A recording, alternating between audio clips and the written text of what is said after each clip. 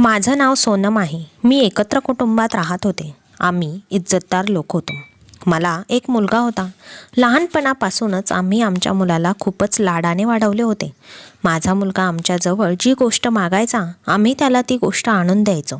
आम्ही अजूनही आमच्या मुलाच्या इच्छेला मारले नव्हते. माझा मुलगा खूप देखणा व शिकलेला होता.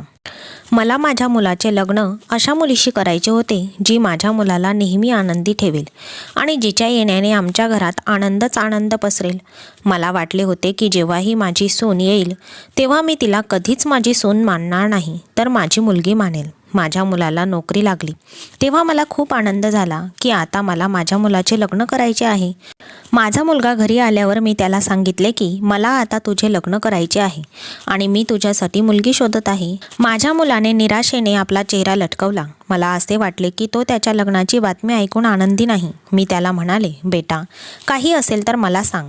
माझा मुलगा म्हणाला, आई, तू आणि बाबांनी माझ्या आयुष्यातील प्रत्येक इच्छा पूर्ण केली आहे. मला माझ्या इच्छेनुसार लग्न करायचे आहे. मी म्हणाले, हो बेटा, का नाही? प्रत्येक मुलाला त्याच्या इच्छेनुसार लग्न करायचा अधिकार आहे. जर तुला कोणतीही मुलगी आवडत असेल तर मला सांग. माझा मुलगा आनंदी झाला आणि तो म्हणाला, मला एक मुलगी आवडते. तू माझं स्थळ घेऊन तिच्या घरी जा. मी आणि माझा नवरा काही दिवसानंतर त्या मुलीच्या घरी गेलो होतो. माझी भावी सून गरीब कुटुंबातील होती. त्यांच्या घरातील परिस्थिती बघून आम्ही ठरवले होते की आम्हाला फक्त आणि फक्त त्यांची मुलगी आमच्या मुलासाठी पाहिजे. माझ्या मुलाची निवड खूप चांगली होती. माझ्या मुलाला ती मुलगी आवडली होती. ती खूप सुंदर आणि शिकलेली असल्यामुळे माझा आणि माझ्या नवऱ्याचा काहीही आक्षेप नव्हता. त्यामुळे आम्ही कोणताही आक्षेप न घेता त्यांचे लग्न निश्चित केले. तो माझा एकुलता एक मुलगा असल्याने आम्हाला आमच्या मुलाचे लग्न मोठ्या धूमधडाक्यात करायचे होते आणि थाटामाटात करायचे होते आणि मला माझ्या मुलाच्या लग्नात सर्व इच्छा पूर्ण करायच्या होत्या. अखेर आज त्याच्या लग्नाचा दिवसही आला आणि माझ्या मुलाचे लग्न मोठ्या थाटामाटात झालं. सून घरी आल्यावर सगळ्या पाहुण्यांनी तिचं छान स्वागत केलं. माझा मुलगा त्याच्या पत्नीसोबत खूप छान दिसत होता आणि या लग्नामुळे खूप आनंदी होता. त्याच्या लग्नाच्या दिवशी आमच्या घरी एक विचित्र घटना घडली. माझ्या सोनेने लग्नानंतरच्या विधीत सहभागी होण्यास नकार दिला आणि थेट ती जाऊन तिच्या खोलीत बसली. मी आणि माझा मुलगा एकमेकांकडे बघतच राहिलो. माझ्या नवऱ्याचा मूड पण बदलला होता, पण मी सगळ्या पाहुण्यांना व माझ्या पतीला समजावून सांगितले की आजकाल मुली या विधी पाळत नाहीत आणि तशीही ती थकली होती, त्यामुळे तिला विश्रांती घेऊ द्या. त्या विधी आपण नंतर देखील करू शकतो. पाहुण्यांसमोर आम्हाला खूप लाज वाटली. माझा मुलगाही तेच म्हणत खोलीत निघून गेला. मला माझ्या मुलाच्या खोलीत नाश्ता द्यायचा होता, पण मी खूप थकले होते, म्हणून मी नाश्त्याचा ट्रे मोलकरणीला दिला आणि मी माझ्या खोलीत झोपले. तेव्हा खूप रात्र झाली होती. सर्व पाहुणे आधीच झोपले होते. मी पण झोपण्यासाठी डोळे बंद केले होते. मला नीट झोपही आली नव्हती. तेव्हा अचानक माझ्या खोलीचा दरवाजा वाजला. मी दार उघडले तेव्हा समोर माझा मुलगा उभा होता. हे पाहून मला आश्चर्य वाटले. तो मला सांगू लागला, आई, मला तुझ्या खोलीत झोपायचे आहे. तू गेस्टरूममध्ये जाऊन झोप.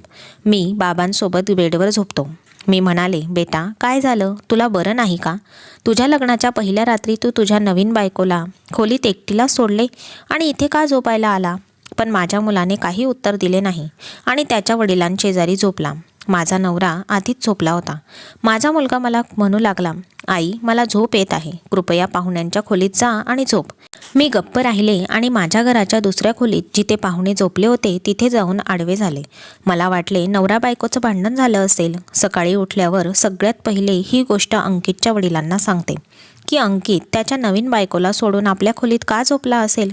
सकाळी उठून मी खोलीत आले तर मला दिसले की सकाळचे 6 वाजले होते. माझे पती त्यांच्या जागेवर झोपले होते, पण माझा मुलगा बेडवर उपस्थित नव्हता. मी मनात विचार केला होता की अंकित इतक्या पहाटे बायकोजवळ गेला. पण जेव्हा माझे पती झोपेतून जागे झाले तेव्हा मी त्यांना याबद्दल सांगितले, तर ते म्हणाले, काळजी करू नकोस. पाहुणे त्यांच्या घरी गेल्यावर मी त्याच्याशी याबद्दल बोलेन. तेही खूप अस्वस्थ झालेत. कदाचित दोघांमध्ये भांडण झाले असावे असे ते म्हणाले. मात्र त्यानंतर अशी परिस्थिती निर्माण झाली नव्हती. माझी सून व माझ्या मुलाचं वागणं खूप चांगलं वाटत होतं. त्यांच्याकडे बघून असं वाटत नाही की त्यांच्यात रात्री काही घडलं नाही ना ते एकमेकांवर रागावले होते. रात्री त्यांच्यात भांडण झालं असेल असंही काही वाटत नव्हतं. त्या दोघांना पाहून आम्हा नवरा बायकोंना खूप आनंद झाला. आम्हा दोघांनाही आमच्या मुलाची व सुनेची जी काळजी होती ती आता संपली होती. आम्ही दोघेही आपापल्या कामात व्यस्त झालो आणि संध्याकाळपर्यंत आमच्या घरचे पाहुणेही आपापल्या घरी परतले. रात्र होताच माझा मुलगा पत्नीच्या खोलीत गेला. आम्ही पण आमच्या खोलीत आलो. आम्हाला दोघांनाही गाढ झोप लागली होती. काही वेळाने माझ्या मुलाने पुन्हा आमचा दरवाजा वाजवला आणि म्हणू लागला, आई तू दुसऱ्या खोलीत जाऊन झोप, मला बाबांसोबत झोपायचे आहे. आज पुन्हा तो माझ्या खोलीत आला. मला बरं वाटत नाही. मी शांतपणे माझ्या खोलीतून बाहेर पडले आणि बाजूच्या खोलीकडे जाऊ लागले. पण बाजूच्या खोलीत जाताना मला एक विचित्र आवाज आला. मी घाबरले. हा आवाज इतर कोणाचा नसून माझ्या सुनेचाच होता. ती तिच्या खोलीत ओरडत होती आणि रडत होती. मला काळजी वाटू लागली. कदाचित आजही माझा मुलगा व सून यांच्यात भांडण झाले असावे आणि माझा मुलगा रागावून आमच्या खोलीत येऊन झोपला असेल. पण ती एवढ्या मोठ्याने का ओरडत आणि रडत होती? दुसऱ्या दिवशी सकाळी मी पुन्हा अंकितच्या वडिलांना हा प्रकार सांगितला. ते पण काळजीत पडले आणि मग म्हणाले की आता अंकित त्याच्या बायकोसोबत रूममध्ये व्यस्त आहे. मी संध्याकाळी त्याच्याशी बोलेन. पण संध्याकाळी जेव्हा आम्ही सगळे एकत्र बसलो त्यावेळी सून आणि अंकितचा मूड एकदम चांगला दिसत होता. माझे पती अंकितला भेटताच बोलायला लागल्यावर ते गप्प झाले. कारण काल सारखाच आजही रात्री त्या दोघांची एकमेकांची भांडण होईल असं वाटत नव्हतं. उलट दोघेही एकमेकांशी खूप प्रेमाने बोलत होते. विवाहित नवरा बायको जसे एकमेकांशी बोलतात तसेच. माझा मुलगा त्याच्या बायकोचे कौतुक करत होता आणि माझी सून त्याच्या प्रत्येक गोष्टीवर हसत होती. मला या सर्व गोष्टींबद्दल काहीच समजत नव्हते.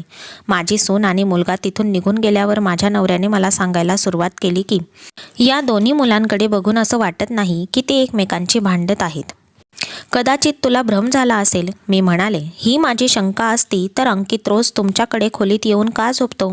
माझे पती म्हणू लागले की कदाचित त्यांच्यात काही वैयक्तिक गोष्टी आहेत जे त्यांना आपल्याला सांगायच्या नाहीत. म्हणूनच तो माझ्या खोलीत येतो आणि माझ्याजवळ झोपतो. पण मला काहीच समजत नव्हते. माझ्या मुलाचे रात्रीचे वागणे वेगळे होते आणि सकाळी उठल्याबरोबर दोघांचे वागणे अचानक बदलले. कदाचित सकाळी त्यांचा आपापसातील राग दूर होत असेल. या सगळ्या गोष्टी माझ्या मनात चालू होत्या. संध्याकाळी माझा मुलगा त्याच्या बायकोला फिरायला घेऊन गेला. दोघेही बाहेरून एकत्र जेवण करून येतील असे सांगितले. 7च्या सुमारास दोघेही घराबाहेर पडले. मला खूप आनंद झाला की माझ्या दोन्ही मुलांमध्ये सर्व काही ठीक आहे. पण कळत नाही का माझ्या मनात एक भीती बसली होती. माझी सून आणि अंकितमध्ये नक्कीच काहीतरी प्रॉब्लेम आहे असं मला सतत वाटत होतं. रात्री दोघेही विभक्त होतात आणि सकाळी दोघेही एकमेकांसोबत खुश होतात. ही गोष्ट माझ्यासाठी खूपच आश्चर्यकारक होती आणि त्याचा विचार करूनच मी अस्वस्थ झाली होती. हा विचार करत करत मला डोकेदुखी लागली होती. मला तर माझी सून आणि तिच्या कुटुंबाची चांगली माहिती नव्हती, कारण हे लग्न माझ्या मुलाच्या आवडीचे होते. पण मला खात्री होती की माझ्या मुलाने एका चांगल्या मुलीशी लग्न केले आहे. पण त्याचं लग्न झाल्यापासून हे लोक रात्री काय गोंधळ घालतात कुणास ठाऊक. आणि मी विचार करत होते की या लग्नाचा काय परिणाम होणार आहे. रात्री 11च्या सुमारास माझा मुलगा आणि सून घरी परतले होते. घरी आल्यावर ते दोघेही खूप आनंदी दिसत होते. माझ्या मुलाने माझ्या सोनेसोबत काढलेले फोटो मला दाखवले. फोटोमध्ये दोघेही खूप आनंदी दिसत होते आणि त्यांच्याकडे पाहून असं वाटतच नव्हतं की ते एकमेकांशी भांडत असतील. माझ्या मुलाने माझ्यासाठी आणि त्याच्या वडिलांसाठी जेवण पॅक करून आणले होते. आम्ही दोघे पती पत्नी जेवलो. पण मला खूप आनंद झाला की माझ्या मुलाने त्याच्या आईबाबांची काळजी घेतली. बायको आल्यानंतर तो बदलला नव्हता. थोडा वेळ माझ्याशी बोलून दोघेही आपापल्या खोलीत गेले. मला किचनची काही कामं करायची होते म्हणून मी किचनमध्ये जाऊन माझ्या कामात व्यस्त झाले. मला किचनमध्ये येऊन फक्त 2 तास झाले होते की तेवढ्यातच अचानक माझ्या मुलाच्या खोलीचा दरवाजा उघडला. मी माझ्या मुलाच्या खोलीकडे बघितले तर माझा मुलगा त्याच्या खोलीतून बाहेर पडत होता आणि खोलीचा दरवाजा बाहेरून बंद करत होता. मी त्याला असे करताना बघितले आणि बाहेर निघाले. त्यानेही माझ्याकडे बघितले आणि म्हणाला, मी तुझ्या खोलीत झोपणार आहे. तुला झोप लागली तर तू दुसऱ्या खोलीत झोप. आजही तो बायकोला खोलीत एकटं सोडून माझ्या खोलीत झोपायला गेला. माझी सून तिच्या नवऱ्याला खोलीतून बाहेर का निघू देते असा प्रश्न मला पडायचा. खोलीमधली भांडणं खोलीच्या आतच ठेवली पाहिजेत. शेवटी हे दोघे काय करत होते? दोघेही खोलीत गेले तेव्हा ते दोघेही खूप चांगल्या मूडमध्ये दिसत होते आणि त्यांच्या खोलीत भांडण्याचा आवाजही येत नव्हता. मग कसे समजायचे की ते एकमेकांशी भांडत होते? पण दोघेही अगदी शांतपणे व प्रेमाने त्यांच्या खोलीत गेले होते. अखेर या सगळ्यात काय चाललं होतं आणि त्यात रहस्य काय होतं मला काहीच कळत नव्हतं. मला आज माझ्या खोलीत जाणे योग्य वाटले नाही. मी सोफ्यावर आडवी झाले आणि झोपू लागले. पण अचानक मला सोनेच्या किंचाळण्याचा आवाज ऐकू आला. ती जोरजोरात रडत होती. मला वाटले कदाचित सुनेला तिचा नवरा खोलीतून बाहेर जाऊ दिल्याचा पश्चाताप होत असेल, म्हणूनच ती खूप रडत आहे. मग मी सकाळी उठल्याबरोबर पाहिले की माझा मुलगा त्याच्या खोलीत परत जात आहे आणि काही वेळाने दोघेही आनंदाने नाश्ता करायला बाहेर आले. दोघांकडे पाहून ते एकमेकांवर रागावले आहेत असे अजिबात वाटत नव्हतं. उलट ते एकमेकांची मस्करी करत होते. नाश्ता झाल्यावर माझा मुलगा मला म्हणाला, आई, मला निधीला तिच्या आईबाबांच्या घरी घेऊन जायचे आहे. ती संध्याकाळपर्यंत परत येईल. मी तिला सोडतो. मी निघतो आहे आता. मी दोघांना परवानगी दिली आणि ते दोघे निघाले. माझा मुलगा त्याच्या बायकोला सोडून काही वेळाने परत आला. तो माझ्याजवळ येऊन बसला. तेव्हा मी त्याच्याशी बोलले की, काय चाललंय तुम्हा दोघांमध्ये? तू त्या मुलीसोबत खुश नव्हतास तर लग्न का केलंस? दररोज रात्री तुम्हा दोघांचा एक विचित्र कार्यक्रम असतो. तुझ्या बायकोला इतकी वाईट सवय आहे की ती रात्री तुला तिच्या खोलीतून हाकलून देते आणि तो गुपचूप माझ्या खोलीत येतोस. माझे म्हणणे ऐकून माझा मुलगा घाबरला आणि तो विषय टाळण्याचा प्रयत्न करू लागला. तो म्हणाला, नाही आई, तसं काही नाही. तुझा गैरसमज झाला आहे. मी जे बोलत होते तेही स्पष्टपणे नाकारत होता. पण त्याने मला त्याच्या भांडणाचे कारण सांगितले नाही. माझा काही गैरसमज नव्हता. उलट या दोघांमध्ये काहीतरी गडबड होत आहे असे मला वाटत होते. लग्न होऊन हळूहळू 15 दिवस उलटून गेले होते. पण माझ्या मुलाचे लग्न झाल्यापासून रोज तेच नाटक चालू होते. रोज असेच होत होते की तो माझ्या खोलीत झोपायचा आणि मला शेजारच्या खोलीत झोपावे लागत होते. परंतु माझ्या पतीनेही या प्रकरणावर त्याला काहीही सांगितले नाही. ते म्हणाले की कदाचित पती पत्नीच्या वैयक्तिक बाबी आहेत म्हणून ते एकमेकांसोबत झोपत नाहीत आणि जर त्यांच्यात भांडण झाले असते तर ते एकमेकांसोबत इतके आनंदी राहिले नसते. माझे पती म्हणतात, दोघांना बघून असे वाटत नाही की ते एकमेकांशी भांडत असतील. फक्त हा तुझा गैरसमज आहे. माहीत नाही मुलांसाठी तू तुझ्या मनात काय काय विचार करत बसते. मी खूप अस्वस्थ झाले होते. काय करू? रात्रभर सुनेच्या खोलीतून ओरडण्याचा आवाज येत असायचा. माझ्या मुलाला विचारण्याचा प्रयत्न केला. त्यावेळी त्याने स्पष्ट नकार दिला. मी माझ्या सुनेलाही विचारले, तू असे का करत आहेस? पण तिनेही मला काही सांगितले नाही. मीही तिला खडसावले की तुला माझ्या मुलाशी लग्न करायचे होते तर त्याच्यासोबत आनंदाने राहा आणि आनंदाने आयुष्य जग. असे करण्याची काय गरज आहे? मी माझ्या सुनेला अनेक गोष्टी ऐकवल्या पण तिने माझ्या बोलण्याला काही प्रतिसाद दिला नाही. ती फक्त गप्प बसून माझे बोलणे ऐकत होती. मला आणखीन राग येत होता की मी माझ्या सुनेला काही विचारले तर ती प्रश्नाचे उत्तर देत नव्हती. दुसरीकडे माझ्या मुलाची वागणूकही तशीच होती. दोघेही सत्य सांगायला तयार नव्हते आणि रात्री वेगवेगळ्या खोलीमध्ये झोपायचे आणि सकाळी उठल्यावर त्यांचं एकमेकांवर इतकं प्रेम असायचं की माझी सून अंकितला खोलीच्या बाहेर काढून देत असेल असे कोणी म्हणूही शकत नाही. दोघेही रोज संध्याकाळी फिरायला जायचे आणि जेवण करूनच घरी परतायचे. शेजारचे लोकही त्यांच्या प्रेमाचे कौतुक करायचे. पण त्यांना काय माहीत होते रात्री इथे कसले नाटक चालतात हे फक्त मलाच माहीत होते. मी त्या दुःखातून जात होते. त्यामुळे मला खूप काळजी वाटू लागली होती. पण सून मला सांगायची की आई, आमच्यात कोणत्याही प्रकारची नाराजी नाही. तुम्ही काळजी करण्याची गरज नाही. आम्ही आमचे प्रश्न स्वतः सोडवू. पण ती मला सांगायला तयार का नाही हे मला कळत नव्हते. पण दुसरीकडे माझा मुलगाही म्हणायचा की मला माझ्या पत्नीशी काही अडचण नाही. पण कुठेतरी मला माझ्या मुलावर शंका येऊ लागली. काहीतरी मोठी गोष्ट असावी जी हे दोघं नवरा बायको माझ्यापासून लपवत होते आणि सांगायला तयार नव्हते. मी आता ठरवलं होतं की खोलीचं गुपित मला कळायलाच हवं. मी आता माझ्या सुनेवर व मुलावर लक्ष ठेवू लागले होते. तो का खोलीच्या बाहेर येतो? माझ्या मुलाच्या ऑफिसच्या सुट्टीचे दिवस संपले आणि मी तर दिवसभर घरातच असायची. जेव्हा माझ्या मुलाचे लग्न झाले नव्हते तेव्हा मी माझ्या शेजारच्या मैत्रिणीच्या घरी जायचे आणि थोडा वेळ तिथे घालवायचे. पण माझ्या मुलाचं लग्न झाल्यापासून मी तिकडे गेलेच नव्हते. अंकितही ऑफिसला जाऊ लागला होता. लग्नानंतर 4-5 दिवसांनी माझे पती कामावर जाऊ लागले होते. माझे पती आणि मुलाचा व्यवसाय चांगला चालला होता. म्हणून मी विचार केला होता की मी घरीच राहून माझ्या सुनेवर लक्ष ठेवेन आणि ती अशी का वागते आहे असे करणे तिच्यासाठी अजिबात योग्य नाही. पण मी पूर्ण दिवस तिच्यासोबत घरी घालवायचे पण तिच्या कोणत्याही कृतीवर मला शंका आली नाही. मग मला कळत नव्हते की ती माझ्या मुलाला खोली बाहेर का काढून देते. एके दिवशी मला वाटले की माझा मुलगा त्याच्या खोलीत जाईन तेव्हा मी त्याच्यातील संवाद ऐकेन आणि मी खोलीच्या खिडकीतून डोकावून बघेन ते दोघे एकमेकांशी काय बोलतात. सुरुवातीला दोघेही इकडचे तिकडचे बोलत होते आणि मला वाटले की कदाचित त्यांच्यात सर्व काही ठीक आहे म्हणून मी परत माझ्या खोलीत वळणार होते. तेवढ्यातच त्या दोघांचे बोलणे माझ्या कानावर आले म्हणून मी थांबली. मी लक्षपूर्वक ऐकू लागले. माझी सून माझ्या मुलाला सांगत होती की आई, आपल्या दोघांच्या मागे हात धुवून लागले आहेत. तू रात्री खोली बाहेर का जातोस हे जाणून घेण्यात त्यांना नेहमीच रस असतो. त्यांना असे वाटते की मी तुला खोलीतून बाहेर काढते. मी तुला सांगते, तुझ्या आईला समजावून सांग की आमच्याबद्दल जाणून घेण्याचा प्रयत्न करू नकोस आणि आमच्या गोष्टीपासून दूर राहा. आम्ही दोघे आनंदाने जगत आहोत आणि त्यांच्यासमोरही आपण आनंदी आणि प्रफुल्लित राहतो. कळत नाही त्यांना आपली काय अडचण आहे. माझ्या सुनेचे असे शब्द ऐकून मला राग आला, पण मला असे वाटले की माझा मुलगा माझ्या विरुद्ध त्याच्या पत्नीकडून हे ऐकू शकत नाही. पण माझ्या मुलाने जे सांगितले ते ऐकून मला आश्चर्य वाटले. माझ्या मुलाने त्याच्या पत्नीला सांगितले की तू काळजी करू नकोस, मी आईला समजवतो. आणि मग माझा मुलगा रात्री माझ्याकडे आला आणि मला समजावून सांगू लागला की माझी पत्नी माझ्यासोबत खूप छान आणि प्रेमाने राहते. आमच्या बाबतीत तू बोलण्याची गरज नाही. माझ्या मुलाच्या या विक्षिप्तपणामुळे माझ्या डोळ्यात पाणी आले. या दिवसांसाठीच मी माझ्या मुलाचे लग्न लावून दिले होते का? मी ठरवले होते की आतापासून मी त्यांच्या कोणत्याही बाबतीत ढवळाढवळ करणार नाही. आणि मग माझा मुलगा पण म्हणाला की जर तू आमच्या विवाहित जीवनात ढवळाढवळ करण्याचा प्रयत्न केलास तर मी हे घर सोडून माझ्या पत्नीसोबत दुसऱ्या घरात शिफ्ट होईल. हे ऐकून मी रडायला लागले आणि तेव्हापासून मला वाटले की दोघांनाही आपापले चांगले वाईट कळते. जेव्हा दोघेही त्यांच्या आयुष्यात आनंदी आहेत तेव्हा माझ्या बोलण्यात काही अर्थ नाही. पण माझ्या मुलाची व सुनेची रोजची दिनचर्या आधीसारखीच होती. मी दुसऱ्या खोलीत शिफ्ट झाले होते आणि माझा मुलगा माझ्या पतीसोबत झोपत होता. मी ठरवले असते तर माझ्या मुलाला सांगू शकले असते की तू बाजूच्या खोलीत शिफ्ट हो, पण आता मी त्याच्याशी जास्त बोलत नव्हते. म्हणूनच मला माझी जागा माझ्या मुलाला द्यावी लागली आणि मी बाजूच्या खोलीत झोपू लागले.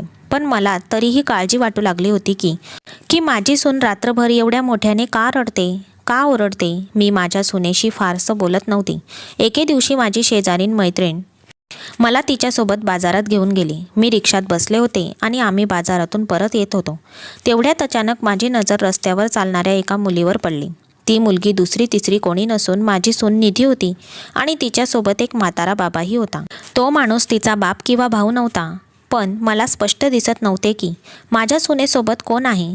मी घरी पोहोचल्यावर माझी सूनही मी गेल्यानंतर 10 मिनिटांनी घरी आली. मी माझ्या सुनेला विचारले, निधी कुठे गेली होतीस? तर ती म्हणू लागली की मी माझ्या माहेरी गेले होते आणि आता मी इथे रिक्षात बसून आले आहे.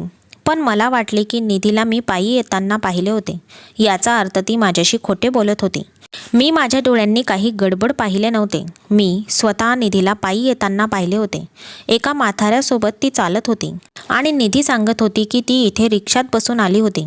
पण मनात विचित्र विचार येत होते. निधी माझ्यासोबत खूप मोठं खोटं बोलत होती. मी स्वतः निधीला वयस्क माणसासोबत चालताना बघितले होते. काही दिवसांनी मी मंदिरात गेल्यावर निधीला त्याच माणसासोबत वाटेत फिरताना पाहिले. आता मला खात्री झाली होती की निधी माझ्या मुलासोबत काहीतरी चुकीचे करत आहे आणि त्याची फसवणूकही करत आहे.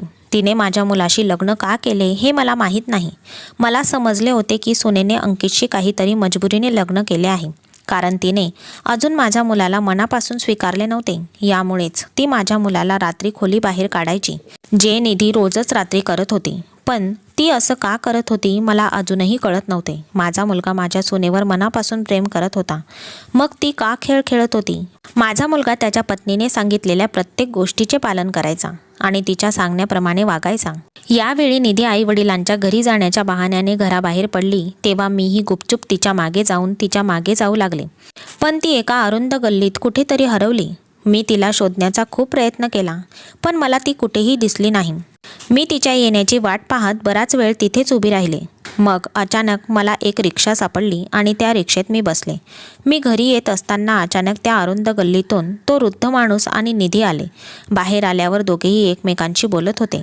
मग मी माझा मोबाईल काढला आणि त्यांचा व्हिडिओ माझ्या मोबाईलमध्ये रेकॉर्ड करू लागले. पुरावा म्हणून मी त्याचा व्हिडिओ माझ्याकडे सेव्ह केला होता, जेणेकरून मी हे माझ्या मुलाला व्हिडिओमध्ये दाखवू शकेल. पण माझ्यासाठी फक्त एक व्हिडिओ पुरेसा नव्हता. मला आणखी पुरावे गोळा करावे लागणार होते, जेणेकरून मी निधीचा पर्दाफाश करू शकेन. मी खोलीत विचार करत होते तेव्हा माझ्या मनात एक कल्पना आली की माझी सून खोलीत काय करते हे मला पाहावे लागेल. म्हणून मला तिच्या खोलीत कसे तरी जावे लागेल. रात्री माझा मुलगा आणि सून यांच्यात नेमकं काय घडतं की माझा मुलगा खोलीतून बाहेर जातो आणि माझी सून का ओरडते, का रडते हे मला जाणून घ्यायचे होते. आज माझ्या मुलाची सुट्टी होती आणि तो त्याच्या बायकोसोबत फिरायला बाहेर गेला होता. ते दोघेही येण्याच्या आधी मी त्यांच्या खोलीत जाऊन लपले, जेणेकरून खोलीत आल्यावर हे दोघे काय करतात हे मला कळेल. माझ्या मुलाच्या खोलीत अजून एक दरवाजा होता, जो लगतच्या रस्त्याला उघडायचा. मला आता वाटायला लागलं होतं की माझी सून त्या माणसाशी फोनवर बोलत असावी किंवा मध्यरात्री त्याला भेटायला बोलवत असेल याची मला खात्री पटली. त्यावेळी दारही उघडेच राहते. मला माझ्या मूर्ख मुलाचा राग येत होता, जो या मुलीसाठी वेडा होता आणि ही मुलगीही त्याला वेड लावत होती. खरं तर या मुलीला माझ्या मुलामध्ये रस नव्हता आणि म्हणूनच ती त्याचा आदरही करत नव्हती. आज मला माझ्या सुनेला रंगे हात पकडायचे होते आणि तो व्हिडिओही माझ्या मोबाईलमध्ये होता. रात्रीचे 11 वाजले होते तेव्हा माझा मुलगा आणि सून खोलीत आले आणि काही वेळ एकमेकांशेजारी बसून बोलू लागले. त्यांच्यात भांडण झाले असेल असे वाटत नव्हते.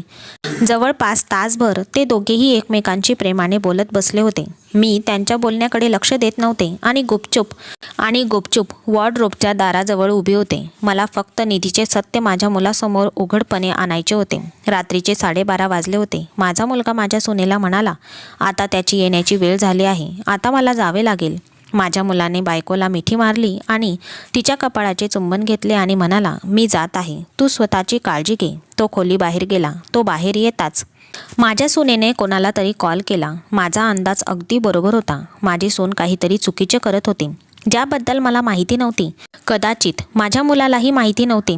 माझी सून त्या माणसाशी मिळालेली होती असे वाटते, पण मला कळत नव्हते तिला नेमकं काय करायचं होतं. बराच वेळ ती फोनवर बोलत राहिली, पण मला तिचा फोनवर बोलण्याचा आवाज नीट ऐकू आला नाही. काही वेळाने घराचा आतील दरवाजा उघडला. त्या दारावर ठोठावण्याचा आवाज आला. तेव्हा मी घाबरले, कारण त्या दारातून आत येणारी व्यक्ती दुसरी तिसरी कोणीही नसून जेव्हा माझ्या सुनेने दार उघडले तेव्हा मला ते पाहून आश्चर्य वाटले. हाच तो माणूस होता ज्याला मी तिच्यासोबत जाताना पाहिले होते. माझी सून यालाच तर त्या दिवशी भेटायला गेली होती. मला माझ्या सुनेवर खूप राग येत होता. तिने रात्रीच्या वेळी एका अनोळखी माणसाला बंद खोलीत बोलावले होते, जो तिचा कोणीही नातेवाईक नव्हता आणि नाहीही तिच्या ओळखीचा होता. मग तो इथे एका सुंदर तरुणीसोबत एका खोलीत एकटाच काय करत होता? मी ठरवले होते की या दोघांनी काही चुकीचे केले तर मी ओरडून माझ्या नवऱ्याला व मुलाला खोलीत बोलावून घेईन आणि मलाही माझ्या सुनेला आणि या माणसाला रंगेहात पकडायचे होते. पण हे काय होते? काही वेळाने अंकितही खोलीत आला. माझ्या मुलाला पाहून मी आश्चर्यचकित झाले. हे सगळं काय चाललं होतं? म्हणजे माझ्या मुलाला सगळं काही माहीत होतं? खोलीत कोण येतं ते? माझा मुलगा इतका बेफिकीर झाला होता का की आपल्या बायकोला दुसऱ्या पुरुषासोबत बघून त्याला काहीही वाटत नाही? त्यावेळी तो त्या माणसाशी हसून बोलत होता आणि त्या माणसाची विचारपूसही करत होता. त्याचे वय सुमारे 40-45 वर्ष होते, पण तो त्याच्या कपड्यावरून खूप श्रीमंत दिसत होता आणि सुशिक्षितही दिसत होता. माझा मुलगा जे करतोय ते बघून मला अजूनच राग आला. मला हे सहन झाले नाही आणि मी त्या लोकांसमोर जाऊन उभी राहिले. मला खूप राग आला होता, म्हणून मोठ्या आवाजात म्हणाले, हे सर्व काय चालले आहे? मला पाहून ते दोघेही आश्चर्यचकित झाले. मी माझ्या मुलाला म्हणाले, तुला लाज वाटत नाही का? तुझ्या बायकोचे या माणसाशी प्रेम संबंध आहेत आणि तू तुझ्या बायकोच्या विरोधात जाण्याऐवजी तिला साथ देत आहेस. मी तुझ्या बायकोला या माणसाला भेटताना अनेकदा पाहिले आहे. तू तुझ्या पत्नीच्या विरोधात जायला हवे होते. तू तर तिला साथ देत आहेस आणि तू तिला समजवण्याऐवजी तुझ्या घरात या माणसाला मान देत आहेस. शेवटी कुठे गेली तुझी इज्जत? तुझ्या बायकोला दुसऱ्या पुरुषासोबत खोलीत कोंडायला लाज वाटत नाही तुला? बायकोच्या प्रेमात तू इतका आंधळा झाला का की तुला चांगलं काय वाईट काय हे समजत नाही? माझा मुलगा माझ्यासमोर हात जोडून म्हणू लागला, आई आता शांत राहा. तुझे हे शब्द मी ऐकू शकत नाही. त्या माणसाने आणि सुनेनेही नजर खाली केली होती. निधी किती अडचणीत आहे हे तुला माहीत नाही. तसंच तुला तिची समस्या कळणारही नाही, कारण तू माझ्या बायकोचा तिरस्कार करायला लागले आहेस. आज मी तुला जे सत्य सांगणार आहे ते ऐकून तुला धक्का बसेल. मला तुला सांगायची इच्छा तर नाही, पण गोष्ट आता माझ्या बायकोच्या चारित्र्यावर आले आहे, तर मी तुला सगळं काही सत्य सांगतो. इथे काय होते, काय चालू आहे, आता काय होईल? आज तुला या सगळ्या प्रश्नांची उत्तरं मिळतील, कारण मीही आता तुझ्याशी खोटं बोलून कंटाळलो आहे. माझी बायको या वयस्क माणसाला भेटते आणि हो, ती माझ्या परवानगीने या व्यक्तीला भेटते. आणि तुला जाणून घ्यायचे होते ना की ही व्यक्ती इथे काय येते? कारण ही व्यक्ती एक मनसोपचार तज्ज्ञ आहे.